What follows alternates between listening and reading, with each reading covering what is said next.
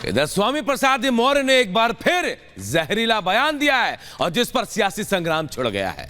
सवाल यह है कि आखिर क्यों कार सेवकों पर गोलियों का राग जिक्र छिड़ा है स्वामी प्रसाद मौर्य ने। इस रिपोर्ट के जरिए पूरी कहानी बताते हैं आपको।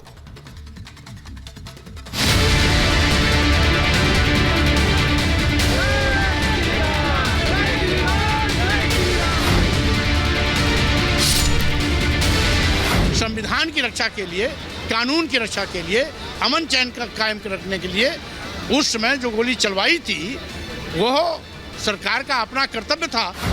सनातन विरोधी स्वामी ने एक बार फिर बेतुका और जहरीला बयान दिया। इस बयान ने न सिर्फ सियासी पारी को बढ़ाया बल्कि स्वामी के इस बयान ने संत, महंत और राम भक्तों को भी नाराज कर दिया। अपने जहरीले बयानों से सुर्खियों में रहने वाले समाजवादी पार्टी नेता स्वामी प्रसाद मौर्य ने इस बार 1990 में कार सेवकों पर चलाई गई गोली को जायज ठहरा दिया। इतना ही नहीं, स्वामी प्रसाद मौर्य ने कार सेवकों को अराजक बता डाला। बड़े पैमाने पर अराजक तत्वों ने जो तोड़फोड़ की थी, तत्कालीन सरकार ने संविधान की रक्षा के लिए, कानून की रक्षा के लिए, अमन चैन का कायम रखने के लिए उस समय जो गोली चलवाई थी वह सरकार का अपना कर्तव्य था। सरकार ने अपना कर्तव्य निभाया था। राम मंदिर की प्राण प्रतिष्ठा से पहले स्वामी प्रसाद मौर्य लगातार हिंदू विरोधी बयान दे रहे हैं। कभी रामचरितमानस का अपमान कर रहे हैं तो कभी हिंदू धर्म को धोखा बता रहे हैं। ऐसे में सवाल उठना लाजमी है कि क्या स्वामी के ऐसे बयान महज सहयोग है या सियासी प्रयोग। सवाल ये भी कि ऐसे बयान समाजवादी पार्टी की रणनीति का हिस्सा तो नहीं। दरअसल हिंदू धर्म पर स्वामी के बोल यूं ही बेकाबू नहीं है। इसे समझने के लिए थोड़ा पीछे चलना होगा। रामचरितमानस को लेकर स्वामी प्रसाद मौर्य के बयान पर जब यूपी की सियासत सुलग रही थी तब अखिलेश ने उन्हें जातिगत जनगणना को लेकर आंदोलन की रूपरेखा पर बातचीत के लिए बुलाया। हिंदू विरोधी बयानबाजी से उन्हें रोकने की बजाय पार्टी का राष्ट्रीय महासचिव बना दिया गया। सियासत में कोई भी बयान यूं ही नहीं दिया जाता।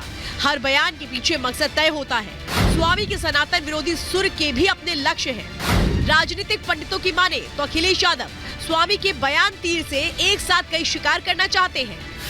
यादव सपा के पहले से ही कोर वोटर रहे हैं। ऐसे में समाजवादी पार्टी की नजर अब ओबीसी वर्ग की बाकी जातियों पर है। स्वामी प्रसाद के जरिए पिछड़े वोटर्स को साधने की कोशिश है।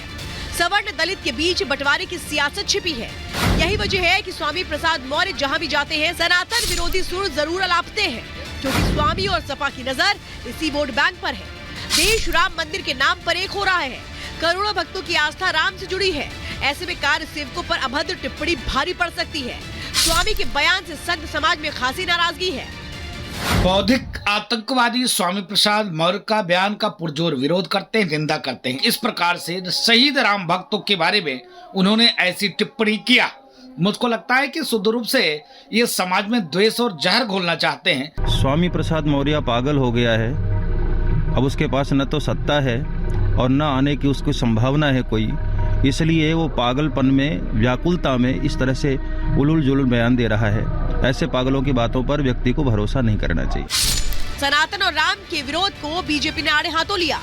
बीजेपी नेता जहां इसे अखिलेश की शह पर दिया गया बयान बता रहे हैं, वहीं ये भी कह रहे हैं कि इन बयानों का जवाब जनता जरूर देगी। उत्तर प्रदेश की तो जनता इसका मुंह तोड़ जवाब जरूर देगी, लेकिन देश की जनता भी समाजवादी पार्टी की सोच को देख रही है, जो ये वोट बैंक की राजनीति के चलते ऐसे बयान दे रहे हैं उनके नेता। मुझे लगता है कि विवादित बयानों के लिए बयान भी हो गए हैं स्वामी प्रसाद जी, और ईश्वर से कामना करेंगे भगवान राम जी उनको सद्बुद्धि दें ताकि उनका जीवन का कल्याण मोक्ष हो सके। स्वामी का बयान समाजवादी पार्टी को सनातन विरोधी खेमे में ले जाकर खड़ा कर रहा है। ऐसे बयानों पर अखिलेश की खामोशी चुनाव में क्या परिणाम देगी, देखना होगा। Bureau report, Republic Bharat. और अब बात फारूक अब्दुल्ला की। जम्मू कश्मीर के पूर्व मुख्यमंत्री फारूक अब्दुल्ला मुश्किलों में है। ईडी ने उन्हें समन भेजा है और मनी लॉन्ड्रिंग के एक मामले में आज पूछताछ के लिए बुलाया है। रिपोर्ट आपको दिखाते हैं।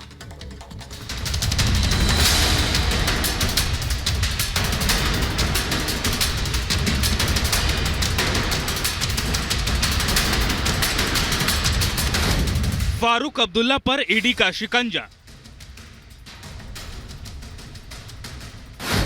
पूर्व सीएम को प्रवर्तन निदेशालय का समन। मनी लॉन्ड्रिंग मामले में पूछताछ के लिए बुलावा।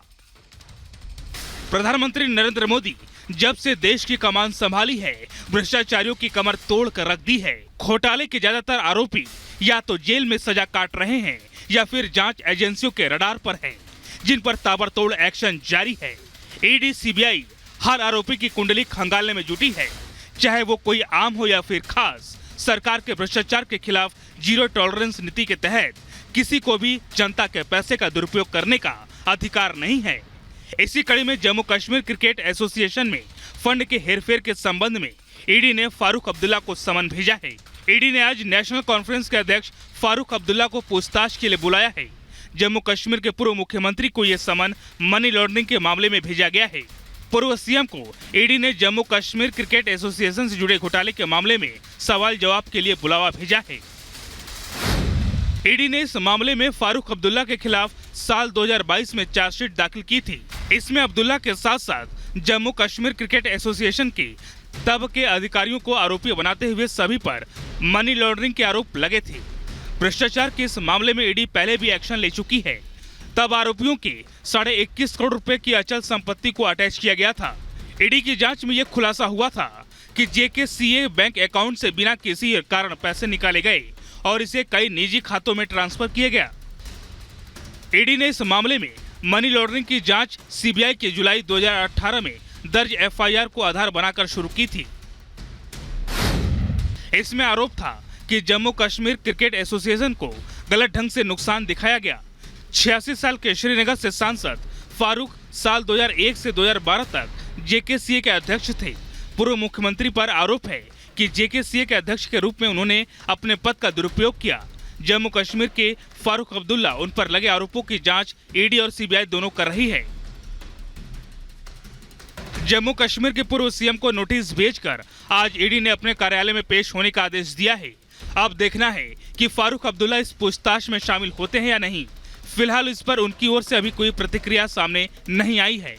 Bureau report, Republic Bharat. इधर प्रधानमंत्री नरेंद्र मोदी वाइब्रेंट गुजरात समिट में हिस्सा लेने के बाद फ्लावर शो देखने के लिए अहमदाबाद पहुंचे। यहां साबरमती रिवर फ्रंट के सामने एशिया का सबसे बड़ा फ्लावर शो का आयोजन किया गया और इस फ्लावर शो में तमाम सरकारी योजनाओं की झांकी भी नजर आई। रिपोर्ट आपको दिखाते हैं।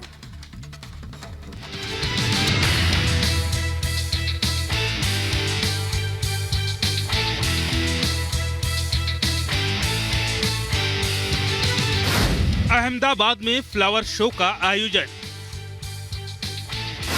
चंद्रयान 3 की झलक, नई संसद की झांकी, विकसित भारत की तस्वीर, फूलों से बनाई गई सरदार पटेल की कलाकृति, 15 लाख पौधों की प्रदर्शनी, गिनीज बुक ऑफ वर्ल्ड में रिकॉर्ड दर्ज। गुजरात के अहमदाबाद में एशिया के सबसे बड़े फ्लावर शो का आयोजन हो रहा है। इस फ्लावर शो में 15 लाख से अधिक फूलों पर अलग अलग तरह की मनमोहक कलाकृतियां बनाई गई हैं। प्रधानमंत्री नरेंद्र मोदी अपने 2 दिवसीय दौरे का समापन करने से पहले देर रात साबरमती रिवर फ्रंट पर आयोजित इस प्रदर्शनी को देखने पहुंचे।